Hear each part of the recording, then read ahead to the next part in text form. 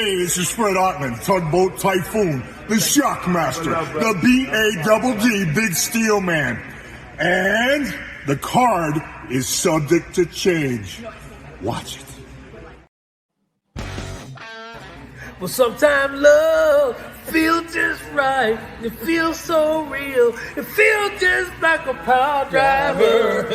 Yeah, a pile driver. That's what I'm talking about. So me personally, I'm actually a lifer. I don't remember a time that I wasn't watching professional wrestling.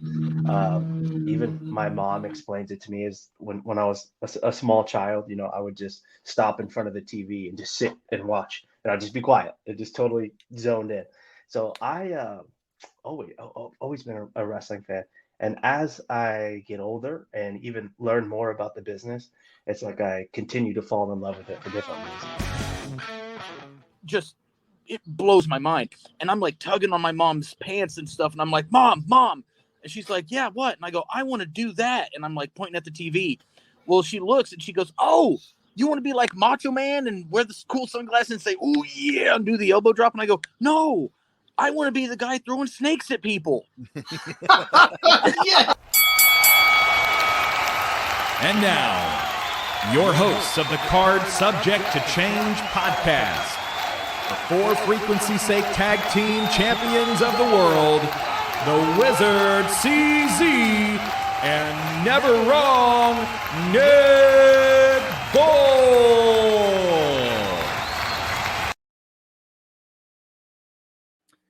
Hello, one and all, and welcome to another exciting edition of the Card Subject to Change podcast, the podcast by the fan for the fan. We are powered by Low Pies Pizza, built by Durham Remodeling, colored by Ryan Allison Tattoo, and protected by Jared Zook of Country Financial.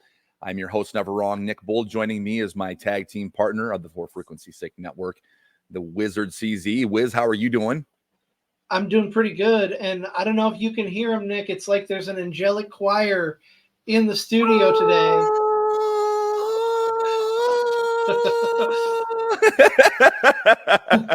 I can hear it too all the time, everywhere I go. We got the chosen one. Eric Eznite is back in studio. A lot has been going on for him, both inside the ring and outside the ring, since the last time he was on. So we definitely wanted to get him back in the studio and catch back up with our friend Eric Eznite, the chosen one, of course. Eric, so good to have you in the studio. How are things going for you? Things are going good when it comes to wrestling.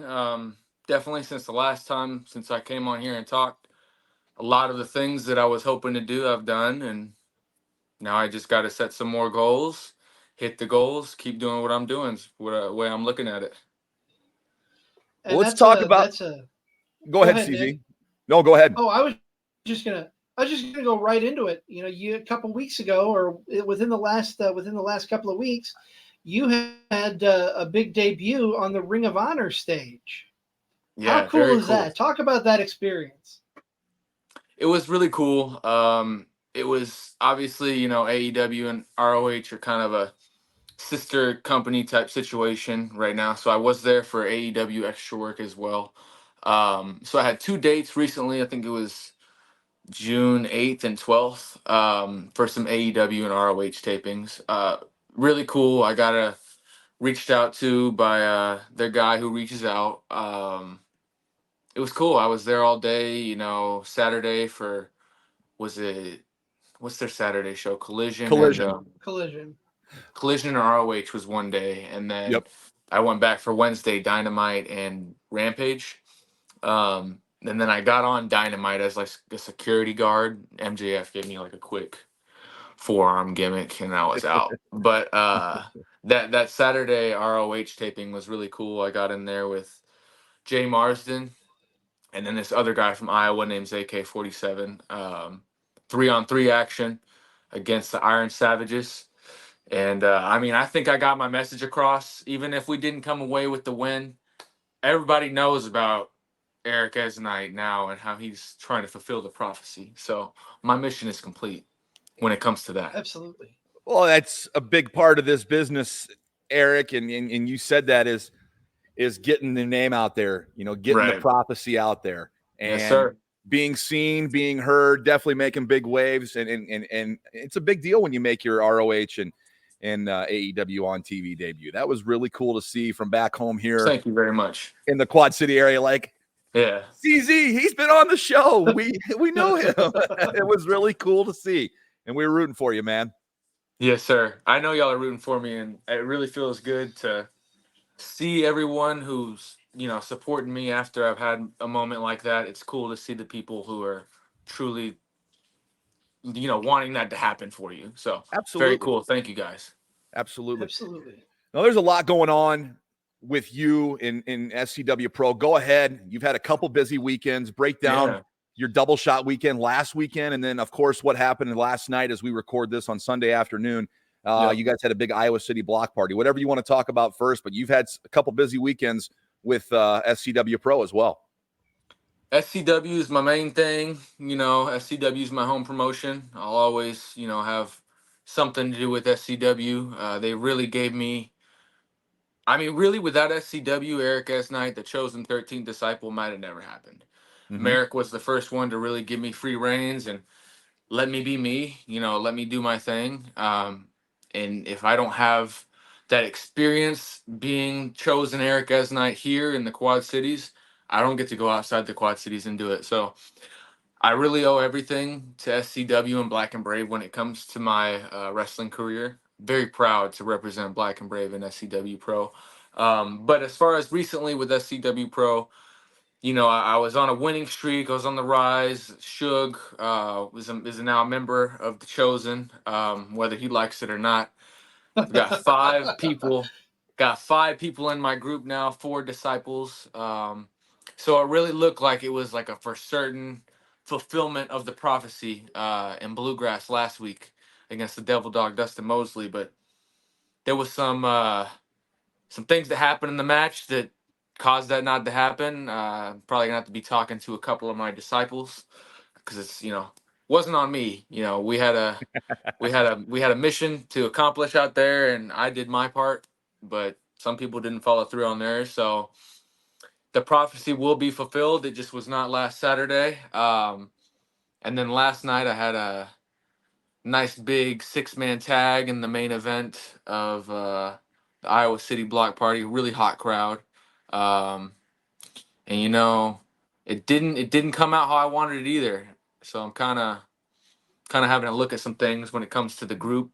Might have to move some things around personally. But next up we got July 13th in Bluegrass. Not sure what I'm gonna be doing there yet, but I'll let you know. I'm not happy that I've lost the last 2 matches. So this next one I don't blame you. Will not be a loss. You're talking about the Talk about the experience. Nick and I usually are. We're usually we're a little off this morning. We're That's usually all right. in sync. Talk about the experience of, last night's kind of a new audience, Iowa City. Sure. They moved it indoors. You're inside a theater, which is not your typical wrestling venue. No. Talk about the crowd and wrestling inside of a venue that's unique to that area. Yeah. So particularly, Iowa City, the Engler Theater. We did wrestle in there last year because same situation, rains on the day of, and we got to move inside. It's funny, this Iowa downtown city block party always rains out every single year.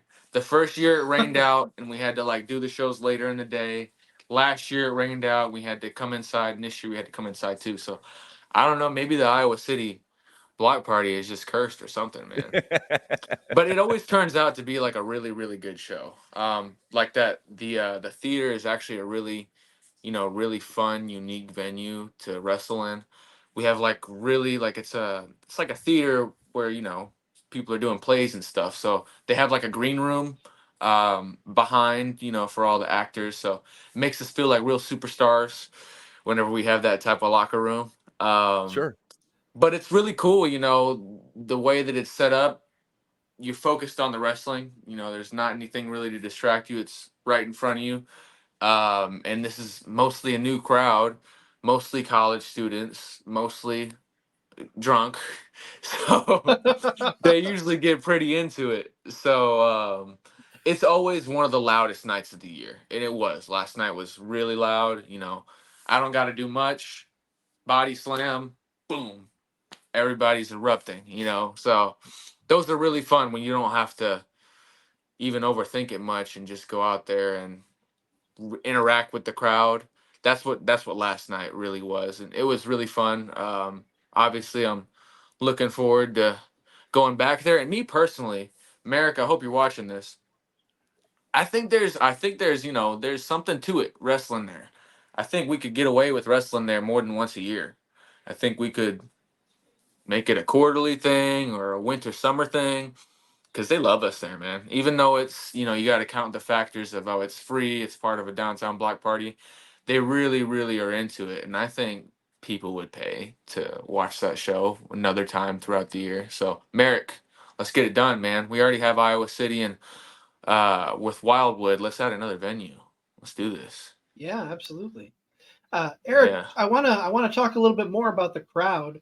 Talk about the differences between like a bluegrass crowd where it's a lot more enclosed, a lot more intimate, versus performing in front of a crowd that, if I read right, was over 700 people in the theater. At least, yeah, yeah. So, Talk about the differences there between those two venues.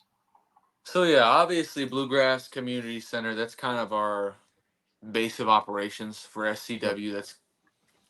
I mean, that feels like home for SCW for sure. That's our monthly stop.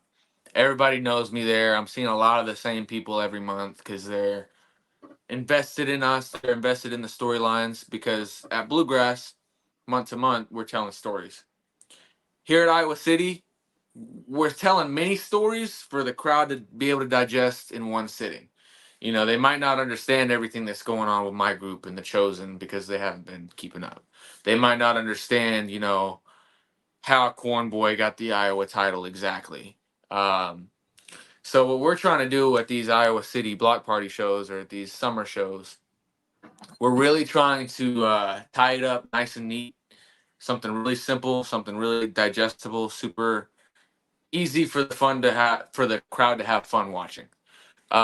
So yeah, at these summer shows like last night, it wasn't anything crazy. It's not gonna be the same type of matches you'd see at like a super indie show, like Dreamwave or AAW or anything like that. This is some old school, old fashioned wrestling that we're just trying to really teach these non wrestling fans what wrestling is. That's how we really got to look at it. Whereas at the Bluegrass Community Center, um, you know, we're a lot more like month to month story driven. This show is more of like a, hey, here's what SCW Pro is, here's what pro wrestling is. We hope you like it, and we hope that you come back to see us. So that's the main difference. But at these shows where they've never seen wrestling before, it's really cool because you get to teach them what wrestling is, and that might be the first time they've seen a dude get body slammed. So it is a really cool thing, and people react to it. So there's a little couple differences, venue to venue, just like with any promotion. But these summer shows are really just like trailers. We're trying to get people to see what they like and come back, watch the whole thing. And you got a little practice last week for the outdoor show when you guys had your first show over at Mercado on 5th. Yes, yeah, sir. that's kind of a prequel to what you guys would have at Iowa City yeah. in front of a live crowd. Maybe not as big, but definitely outside and amongst the people. Yep. I think as a wrestling fan, wrestling fans enjoy, being taken out of and put into a different environment, like a Mercado, or I know a lot of people that maybe don't know about wrestling were at the Iowa City block party last night, but wrestling fans love seeing the different venues. And I know Mercado is always a hit because all the food's right there, So, but Mercado's was what kind of kicked off your recent run, and that was last weekend. Yep. What are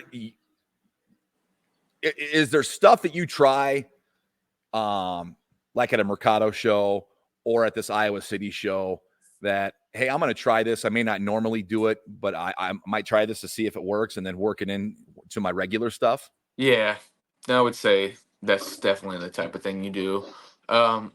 At the same time, I was always taught, and I'm still of the belief, we're on the indies. So if you want to try anything, now is the time to try it.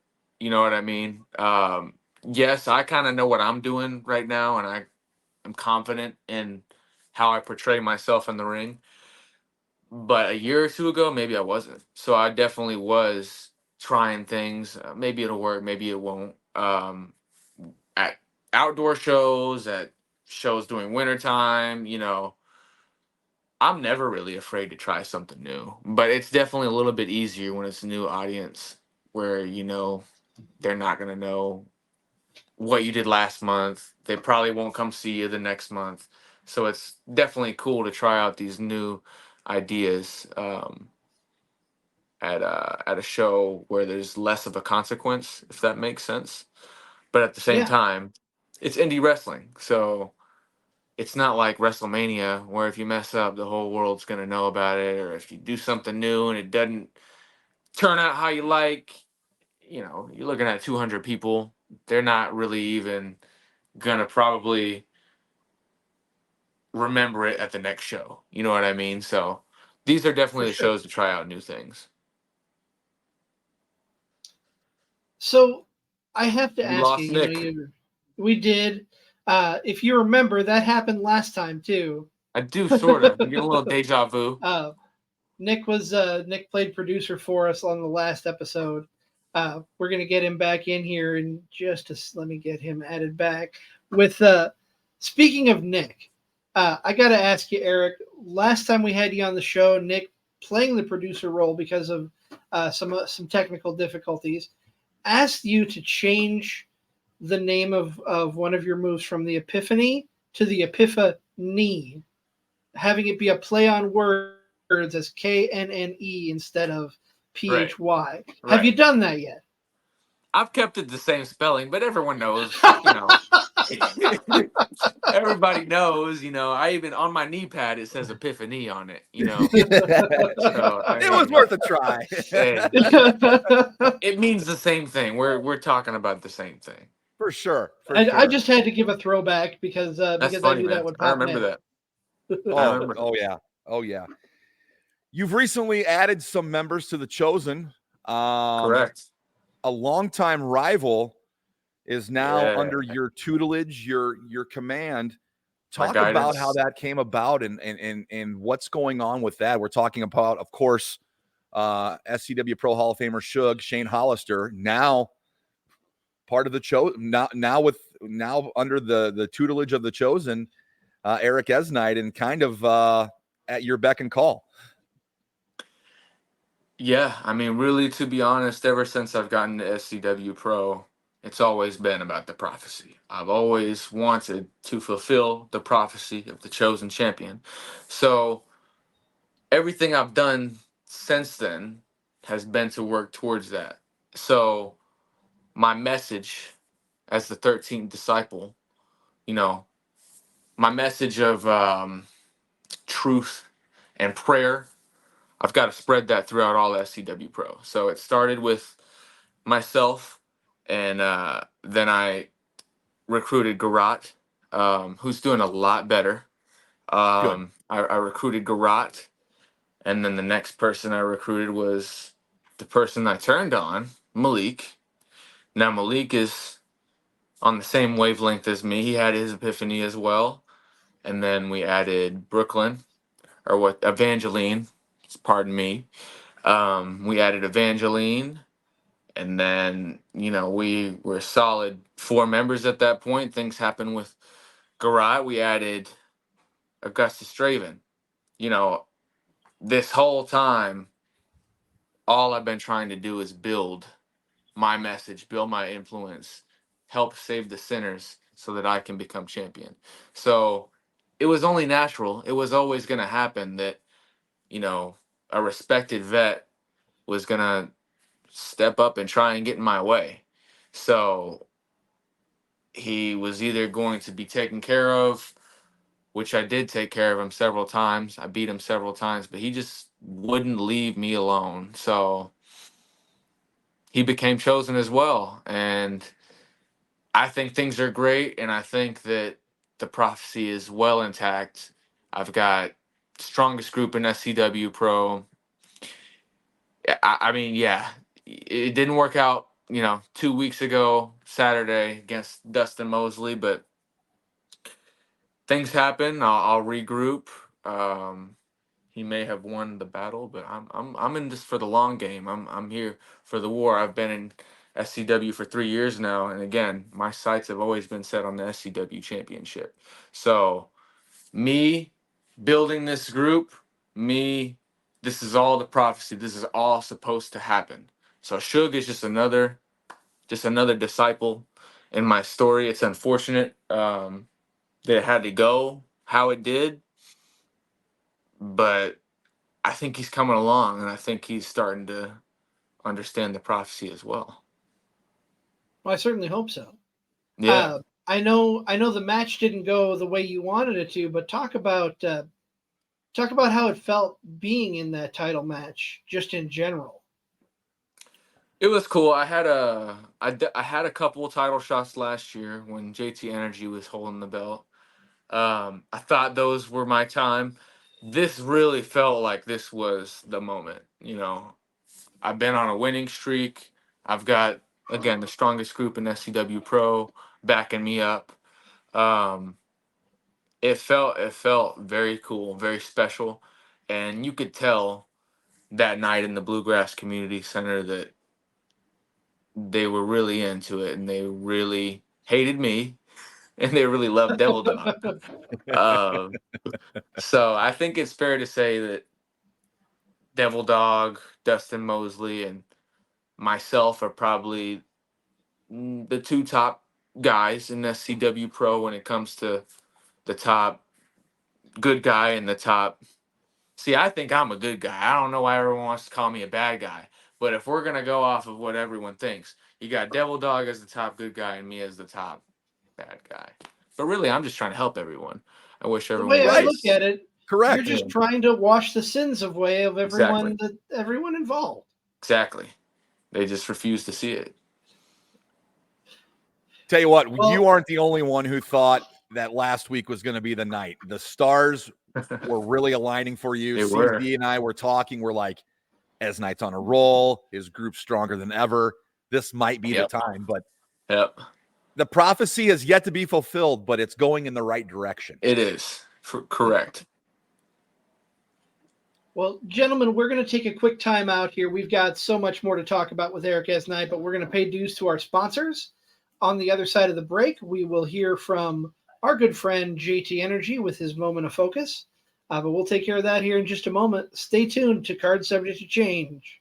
Football season may be over, but for frequency's sake, still has you covered for all your sporting needs. Tune in every Sunday when the best professional wrestling podcast around, Card Subject to Change, gets you caught up on everything inside the ropes. They won't miss a count with weekly analysis and interviews. More into auto racing? We've got a double dose for you on the track. Tune in to Fast Money with Rod Villagomez each week and win some money with the quickest bets in all of sports. Want more insight from Pit Row? Check out the Green, White, and Checkered podcast where they give their insight on everything happening on and off the track. Need your basketball fix? Points in the Paint has you covered with live shows every other week looking at everything in the association. Backed by popular demand, we have the return of The Payoff Pitch, FFSQC's baseball show, covering you on news around the MLB. If you're missing football, don't fret. Mark and Dan still have you covered in the football lounge. Missing Joe Winkle? Probably not, but he's still here talking sports on Educated Ignorance. Football season might be over, but we've still got you covered. For frequency's sake, you know what we mean. For frequency's sake is brought to you by Durham Remodeling, serving the Quad City area's remodeling and repair needs since 1973. Clint's Draft House, grab a bite and a pint. 7th Street Moline. Low Pies, New York-style pizza served up by the slice or pie, Davenport. Lifted Energy, energy drinks, coffee, donuts, and more. #GetLifted. Atomic Sports Cards and Collectibles. Sports cards and memorabilia, vintage clothing, hats, pennants, and more. Ryan Allison Tattoo. Step into the vibrant world of tattoos with Ryan Allison. And A Cut Above, offering quality custom woodwork designed specifically around our customers. Welcome back to Card Subject to Change. Welcome back. We are powered by Lopez Pizza, built by Durham Remodeling, colored by Ryan Allison Tattoo, and protected by Jared Zook, Country Financial. With us is Eric Eznite, and we will get back to talking with him in just a moment. Right now, we've got to take a moment to just focus with our good friend JT Energy. So let's see what JT has to focus on today. Welcome to a moment of focus with the feline phenom JT Energy. And today in the studio, you have the chosen one, the chosen champion, the man that's making some moves, Eric Eznite. But what are we going to focus on today? That's the real question. What are we going to focus on? You know what we're going to focus on? Patience. Patience, my friends. Because good things come to those who wait. So, take some time, wait for the good to come. This has been a moment of focus with the feline phenom, JT Energy. Now, Eric, I was watching you during that segment, and that seemed to strike home with the patience and what we were talking about just before the break. Yeah. All good things do come in the end here with patience. That's right. Speaking of, Nick and I were talking. We thought it was your time last week. We're not the only one. Our good friend Stryker says you should be the champion right now. We can agree with that. Nothing against the Devil Dog. He's a good friend of ours, but I mean, he's got the devil in his name, man. He's got to get out of there. I'm not cool with that. That's fair. That's fair. You gotta do something about that, and sooner rather than later. Yep. I got to give props here to JT real quick. He always has something pertinent to say, and it was almost like he was listening to our conversation. To what his message was there. But man, his animation threw me off. That was pretty cool. Yeah, I was like, oh, JT's like, a what is cartoon going now. on here? But he's absolutely right. In all due time, patience, and that's kind of the wave, the theme that you've been riding is things are falling in line for you, but patience is the key right now. Yeah, it's just patience and consistency. If you keep putting yourself in favorable positions and you keep putting yourself, in a position to be seen, it'll happen. I believe that. And it's all, it's within my wrestling character, the prophecy and wanting to fulfill it and be the champion of the world and makes it WWE.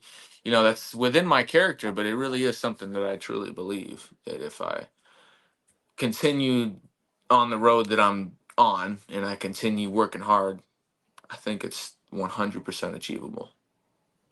Now we're talking here with Eric Eznite on the Card Subject to Change podcast, the podcast by the fan for the fan. We've been talking a lot about your in-ring work and what's going on with the prophecy. Let's step away from the ring for a second because I follow you on social media, friends on Facebook or whatever, and you've got a very busy, active life outside of the ring. With your training, your health and fitness regimen, you're helping people out in the gym. Talk about that a little bit and how you balance that with your wrestling life. We talk about all things wrestling on here, but outside of the ring, you're obviously helping other people out in a different way. Yeah, balance is a funny word when it comes to pro wrestling and trying to find a job that works for you. Pro wrestling is very demanding in a lot of different ways. Obviously, there's the physicality to it, but the schedule too. You've really I want to fulfill the prophecy. I want to make it to the top. I want to sign a big contract. You got to put a lot of time and effort into it. And that's not just Friday, Saturday, Sunday, the weekends. I mean, there's a lot that goes into during the week, when it comes to your social media, when it comes to networking, reaching out to promoters for bookings, it doesn't just fall in your lap. It takes a whole lot of time and effort. So finding a job where you can still have that time, specifically the time, on the weekends, that's step one. But having some flexibility in case, AEW calls me or WWE emails me and they're like, hey, we need extra work in Chicago tomorrow. You got to have like these, if you really want to commit fully, you got to have flexibility and balance, if you want to call it balance. So me, I have a personal training and nutrition thing I got going on. I'm doing it all by myself. So makes it a little bit harder because I'm also doing wrestling all by myself. So that's why I hesitate to call it balance. I sometimes wish that I had a job where I could just leave and be done with it. But Right. at this point in time, I'm in a scenario where it's all on me. So when it comes to wrestling and when it comes to the personal training, so there's pros and cons to it. But one of the pros, one of the good parts to it, is that I'm in complete control of my schedule. Complete 100% control. I don't have, a boss telling me what to do, when I need to clock in and clock out. You can't take off this day. So that's definitely one of the benefits I have. If I have a show I want to go to and I can make it happen, I'm going to make it happen. It's not like I have to get approval or anything. But when it comes to the personal training and nutrition business, I really do have a passion for helping people in that way.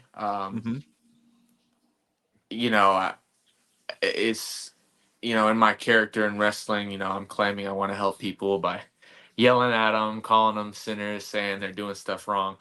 That's all on purpose. That's all my character. But in real life, I do want to help people, and fitness and nutrition is, for me, that's how I do that. I enjoy it. I have a passion for it. I love to see people change over 3, 4, 5 months, not just their body, but when your body starts to change, a lot of other things start to change. Your mentality starts to change. I love to see that transformation happen right in front of my eyes. Sure. Yeah, I don't really know. Like, obviously wrestling's my main thing that I want to do for my career, but for that job right now to support me, I don't know what else I would do other than personal training or nutrition coaching.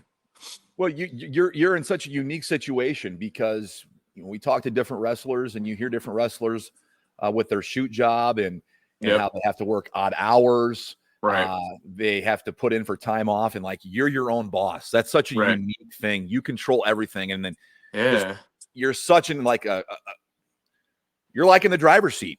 Seriously, you make the calls and you're not answering anybody, and that's a good position to be in. Yeah. For you being a wrestler, that hey, these other people may need me this weekend, or may need me this week during the week. I can't do this, and you're the boss. That's such a unique thing. Like, I feel like you've got so much behind you by having that. Like, so many people battle with outside jobs, and you've got this in the palm of your hand. You got this. You got the whole world in your hands, right? Right.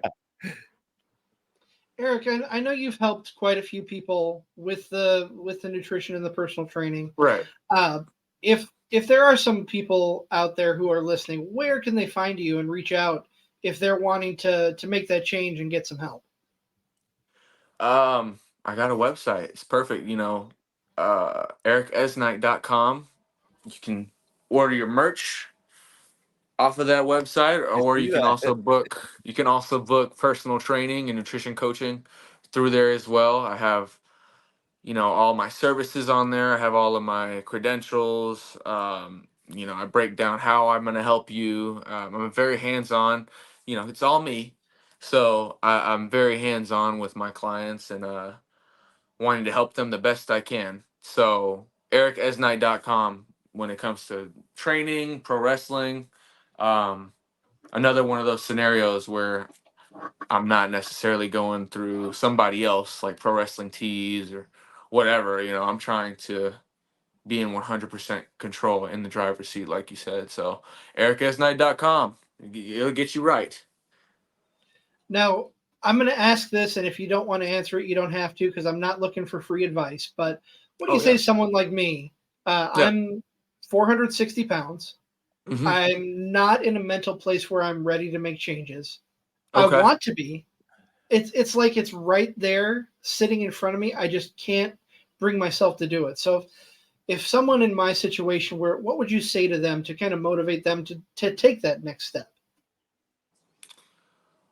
Well, I definitely have to gently tell you that if you want to see change, you have to make some changes.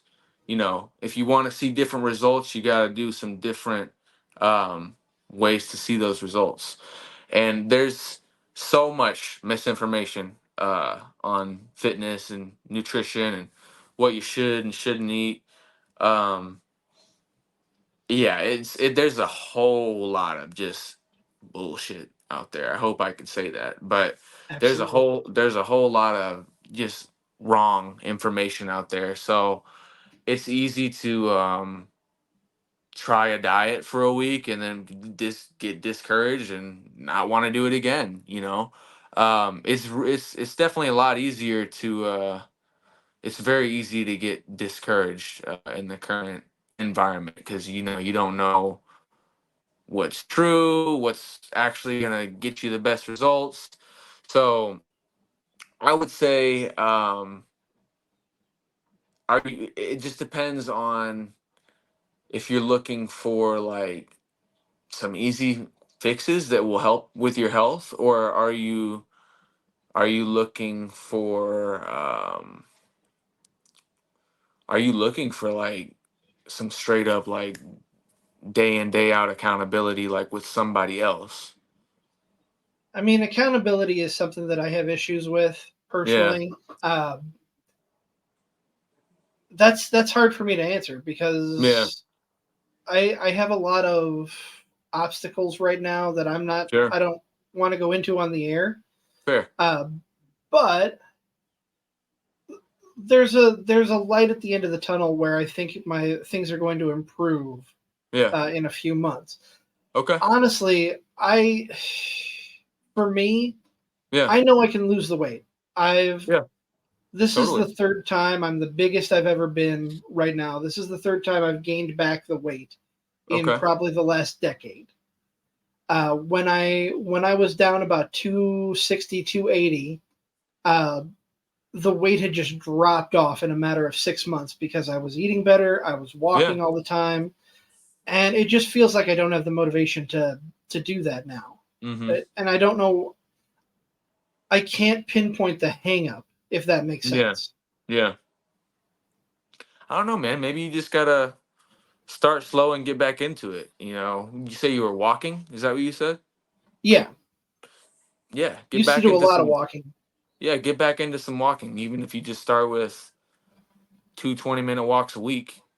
Start off with some small bites, and you can build it up from there, and then you're moving a lot more throughout the week. If you add a little bit of walking every week, you're moving a whole lot by that fifth, sixth week, and then whether you want to implement some dietary changes when you first start walking or in a couple weeks. If it helps you to like start slower, start slower. You know what I mean? But eat some more vegetables, eat some more fruit, higher protein, move a little bit more. That's really all it is when you break it down and be simple. It's just eat some more protein, eat some more fruit and vegetables, and move a little bit more. If that's probably like the easiest way to start. If you have done all those things and you've seen a little bit of progress, um, then I think at that point you can be like, okay, now I'm ready to really commit to it. You see what I'm Okay. saying? Yeah, for sure. Yeah. So I think if you And start off with just some simple, very doable steps that you can do, and you show yourself that you can do them, and even if you see a little bit of progress off of that, I think that's what you need. And I think you need to I think you need to see yourself and show that you can do it. And then from there, it's just like, oh, I can do it.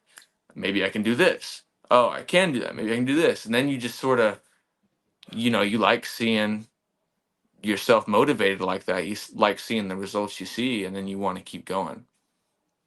And I just want to throw out there, obviously I asked for my own personal health, but Sure. I know I'm not the only one struggling out there. And Right. If I can ask a question that's going to help someone else out, I always Definitely. want to do it. And you being in that nutrition and personal trainer aspect, I felt it pertinent that if it's going to help me, it's going to help someone else, I'm sure. Yeah, definitely. I have no problem answering questions like that. Like I said, I'm in training and fitness to help people. That's what I like to do. So no problem. You're listening to the Card Subject to Change podcast by the fan for the fan. We are powered by Lopez Pizza, built by Durham Remodeling, colored by Ryan Allison Tattoo, protected by Jared Zook Country Financial. We have Eric Eznite, the chosen one, in the studio with us this week. And Eric, the last time you were on the show, you had a lot going on. This time you're on the show, good things going on, a lot more going on. Say a year from now, we have you back on the show. What's going to be different with Eric Eznite in a year, 2 years? The projection's still going up. Where do you see yourself in the next year or two? Man, I'd love to have a contract somewhere by next year. Obviously my end goal, but we all know where my end goal is. I want to end up where my coach is at. I want to be in the WWE. That's where I always wanted to be. Sure. It's not always a straight path there. It's not always a straight trajectory. It's not always them who offers you the first contract. So, I think by this time next year, I would love to be in that position where I'm either under a contract or about to be offered a contract or something like that. For in 2 years, definitely I need to be under contract somewhere. But for 1 year, I definitely, I still think that's doable. I think for sure I want to knock off more states that I've debuted in. Cool. I think I'm up to 7, 8 states right now. I got to get that number into the teens. I definitely want to go over. I've been over, in Texas and in the Midwest. I definitely want to go over to the other side of the country. Do some Arizona, New Mexico, Cali, stuff like that. I haven't wrestled out in that side of the U.S. So I think, and within a year from now, I'd love to have some bookings out of the territory, and I'd love to, I don't know, have a contract or, I'd love to have a contract in a year. And I think it's, like I said, I think it's doable. I just gotta have my goal in my head. And for me, I really do. I'm the type to write down what I want to do and then write down the steps to get there and check off the steps as I do them. For me, that's the only way I can really do it. But it's one of those things that keeps me accountable. I think I can do that. I think in a year, I'd love to have a contract and I'd love to have wrestled in 5 or 6 more states. Within 2 years, I got it. It's necessary. That contract is necessary. And then hopefully even more states by then. Those are 2 great goals, I think, within a year. And I think, too, I mean, I need some gold. I haven't won some championships in a while. And by this time next year, I definitely want to have championship reign or 2 or 3. It's all about the prophecy. That's what I'm trying to do. Win the gold. So in a year, I'd love to have that SCW Pro Championship. Oh yeah. I think I can speak for CZ here. We're 2 old farts compared to you, and you seem you're wise among your years. You've got your head on straight. You're motivated. You're your own boss. I mean, that's a dream right there. You're your own boss, and you got things going in the right direction. And I think in a year or 2, you're going to have those goals. I really do, because you're driven. You've got the right mindset. You're not coming on here and bullshitting. You're spitting facts, and I think you've got your head on straight. And not like I'm some dad trying to give you fatherly advice. You got this. Thanks, Dad. You're on the right path. I appreciate that. I really do. Our good friend Stryker says he'd love to see you in Dreamwave. I think that'd be an experience for sure. I could see you fitting in there. Would love to drive up to LaSalle to see Eric Eznite and Dreamwave. Absolutely. Yes. Absolutely. Let me follow up what you were talking about earlier about getting that contract. Yeah. If that contract were to come from, say, a Pro Wrestling Noah or a New Japan, how do you feel about going overseas? Is that something on your bucket list? I would do that. I wouldn't say that when I got into the business, I was like, ooh, let me get a New Japan contract and go to Japan. But I definitely, like, the more I'm in this wrestling business, the more I definitely want to experience different crowds, different environments, different styles of wrestling, because it really just helps me become a better wrestler. And then the better of a wrestler I can be, the more likely I am to get the contract that I want. So, no, I'd love to sign a contract with New Japan, Noah, Ring of Honor, TNA, whatever it may be. I want a contract somewhere for a respectable wrestling company. Sure. Absolutely. Yeah. Let me this question just came in because of what you were saying. You want to build yourself by experiencing different wrestling styles, things of that nature. They say that iron forges iron, I believe. Iron sharpens iron. Iron sharpens iron. Yes, thank you. Is there a particular opponent that you've had that you can look back and say, man, he really brought out the best in me? Oh yeah, I can think of several. I mean, really, first one's gonna be obvious. Shane Hollister. He just feels so easy to get in there with. We hate each other. Don't forget it. But we really have some really good matches, and I think our wrestling styles, work well together. Um, I yeah, I mean, I come up with Suge all the time. Well, should I do this, Suge? Should I do this combo than this one? And he'll kind of give me some ideas, give me some advice. And yeah, when I'm in there with him, when I'm actually wrestling with him, it's just easy, and it feels like it's just fire straight off the bat. It just feels, um, it feels right. It feels like I'm elevated. He's elevated. So Suge for sure. I definitely remember I had a show at what's it called? In Moline. What's the outdoor place we used to go to in Moline? The Beer Stube? Beer Stube. I had a match with Manders at the Beer Stube a year or two ago. And we see what he's doing now. He's killing it. He's one of those dudes that I look up at and I'm like, okay, let me see what he's doing right. Let me take a little bit from that, And when I had this match with Manders 2 years ago at Beer Stube, it was the same thing, but just in the ring. He brought out that intensity in me. He just knew little things that not every pro wrestler knows, because he's been a lot of different places and learned a lot of different styles of wrestling.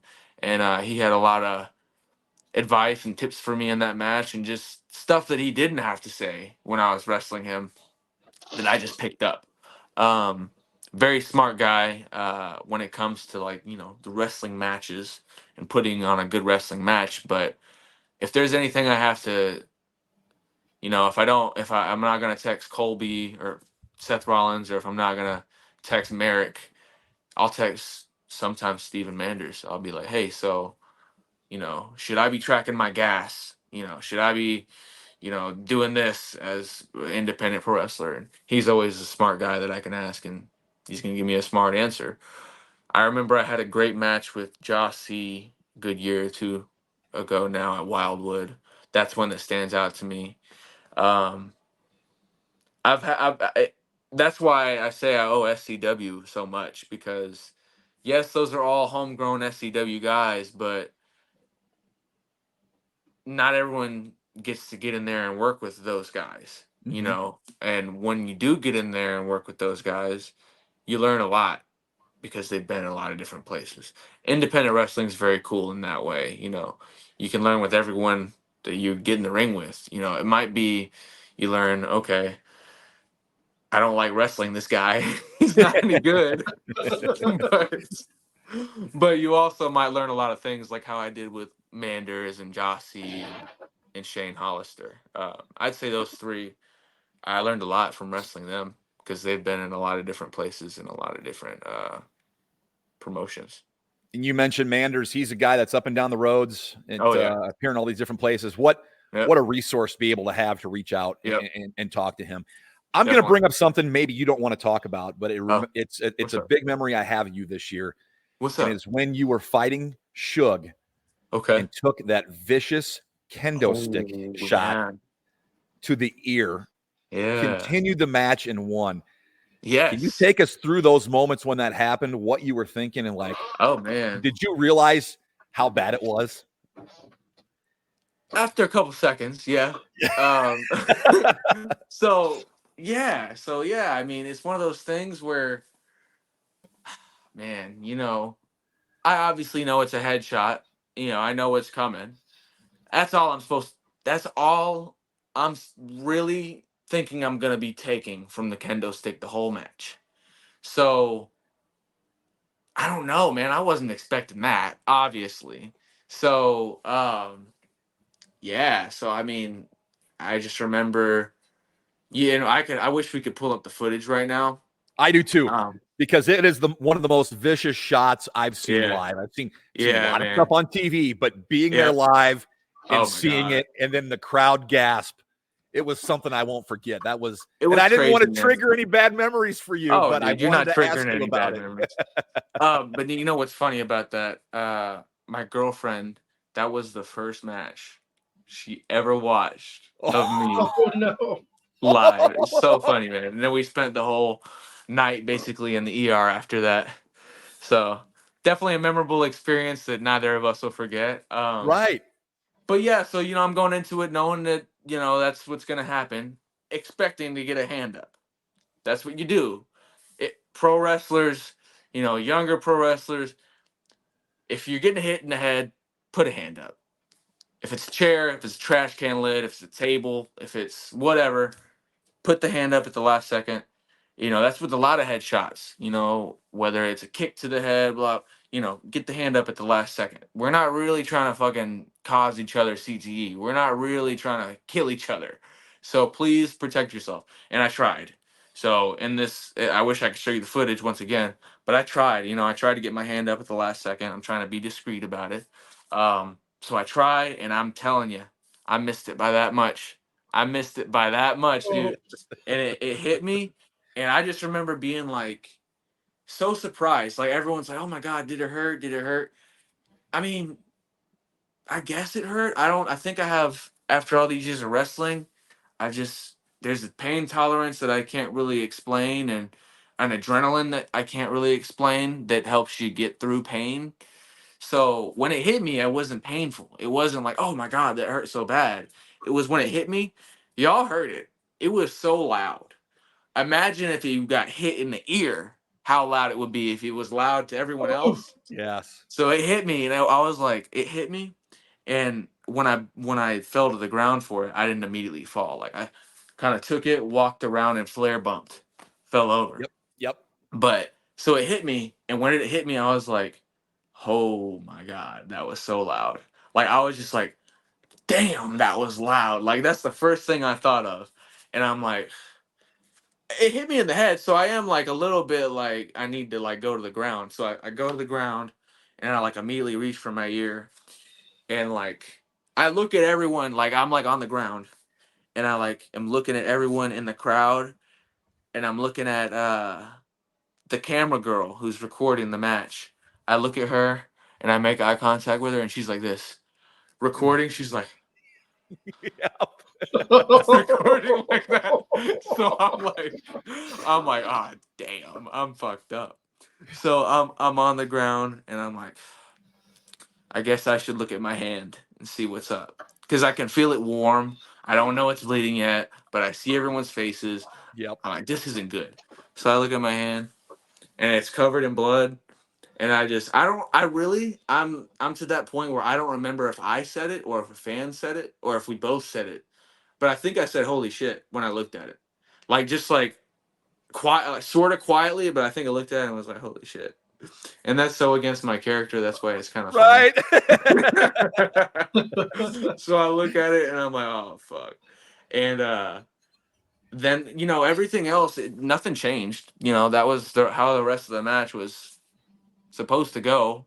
And like I said, I finished the match, won the match. It definitely added a whole nother level and layer of intensity, of reality, of just another reason for me to hate Suge's guts. So It I feel definitely like helped fuel the fire of that feud.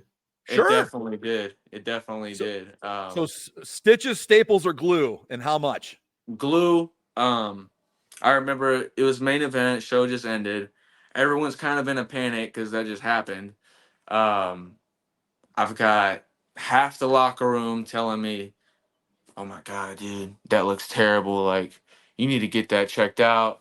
You need to go to the ER. You need to get it stitched up." Like, and half of everyone was like that. It looks terrible. Like, dude, oh my god. And I'm just seeing people's reactions. And then I got the other half of the old timer vets, and they're like, "Hey, man, we need to just glue that shit back together, man. You just sit back. We'll get that fixed for you." And I'm like, which who do I listen to? And I got my girlfriend here. I got my girlfriend over here waiting on me. Haven't even talked with her yet after I got my ear blown off. So I'm like trying to decide what to do, and then I'm like, okay, I should probably go to the ER. Probably just to be safe. And it's a good thing I did. It's almost like you had an angel on one shoulder and a devil on the other talking to you about what to do. That's there, so right? perfect, man. That's right. Exactly. And I'm not going to name any names that are in my head, but I can hear the voices. Who's telling you which of these things on either side? Funny. I can hear who's saying it in my head. Yeah. And so we decided to go to the ER. And they like really what hurt the most was it had like all the blood had dried up by the time I got to the ER and got back in the ER, because we got there and we sat there for 6 hours. Not even kidding. We were there for 6 hours. Oh, no. It's been a long night already. Oh, yeah. It's been a long night already. I got home at like 5, 6 a.m. Oh. Yeah. My girlfriend was supposed to leave on like the 6 a.m. flight. She had to leave like on the following flight. She's a flight attendant, so it worked out. But yeah, it was definitely like it was a whole night. It was an experience. But what hurt the most was it had scabbed up and dried up. So what hurt the most was just the doctor like cleaning it and scraping it off where the cut was. And then they glued it back together, and you can barely tell, really. I mean, there's a little bit of a line. But it's not one of those where it's like, oh my god, that dude has a gnarly ear type of thing. So, and I also got like a scar from Malik kicking a chair through my face, but that's also not a bad one. So I've been lucky with my bloody facial injuries. They haven't been too bad, and I'm really hoping that they don't get any worse. So, but this is pro wrestling, And you got a story to tell. Yeah. That was crazy, that was a man. Vicious hit. I didn't mean to trigger any memories, but I'm like, I get him back on the show. I got to ask him about that because it was brutal, man. It was brutal. No, you didn't trigger any memories in a bad way at all. It was just a crazy story. I just feel like I have so many like crazy stories because I'm a pro wrestler when it comes to just travel stories, that type of thing. One thing I forgot to tell you, whenever we pulled up to the ER, so funny, but so embarrassing. We pull up, got this bloody ear, midnight, and they're like, hey, what's up? What do you need? And I just kind of turn my head and show them. They're like, oh, okay. Well, what happened? And I was like, Well, I was in a pro wrestling match, and there was a little bit of an accident. And they're like, "Well, what do you mean? Like, how did you get kicked in the head?" And I'm like, "Well, I got hit in the head with a stick." And they were like, "On purpose?" And I was like, "I mean." I was like, Yeah, and no. I mean, sort of, but not really. I just remember feeling so dumb in that moment. It was, they were just so confused. They were like, on purpose? Man, that was a night. That was a funny night. I bet. Well, Eric, I know you've got a busy life.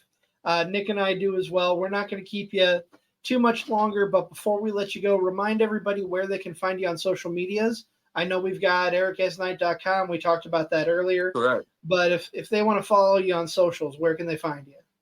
So luckily, my name's spelled the same everywhere. So Eric Eznite. It's gonna be Eric Eznite on Instagram, no space. Eric Eznite on X, no space. On Facebook, it's Eric Eznite. There probably is a space on that one. YouTube, Eric Eznite Pro Wrestling. I'm able to post pretty much all my matches on there except SCW, because SCW has their own Patreon. Right. That's all my socials, yeah. And then ericeznite.com. Well, thank you so much for coming on. It has been an absolute pleasure talking with you today. I love the good stories, and like we said last time, come back anytime. You are always welcome to come talk wrestling with us. I love coming on. Nick, you and I are not done for the day. No, we're not. In just a few hours, we're going to have Matt Hatter on at our normal time at 6:30. So that'll be a lot of fun. Where's he out of? Where does he wrestle out of? That's a great question. And because I feel like I've heard of him.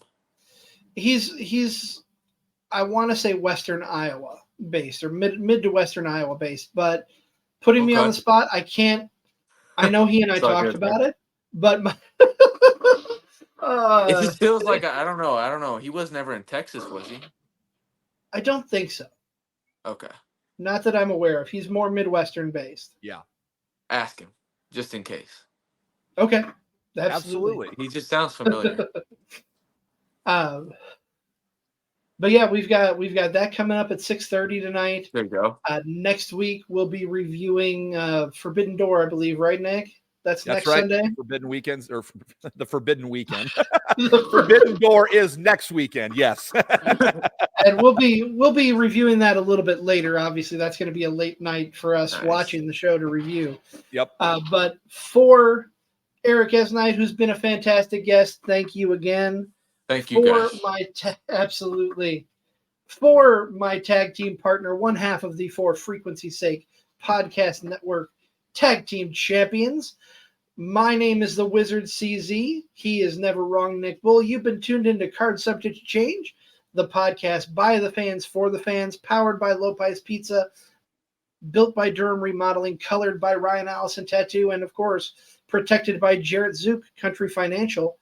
We'll see you later tonight with our second episode of the Double Shot Weekend on Card Subject to Change. Thanks for tuning in. Let's close with Angels singing. Oh.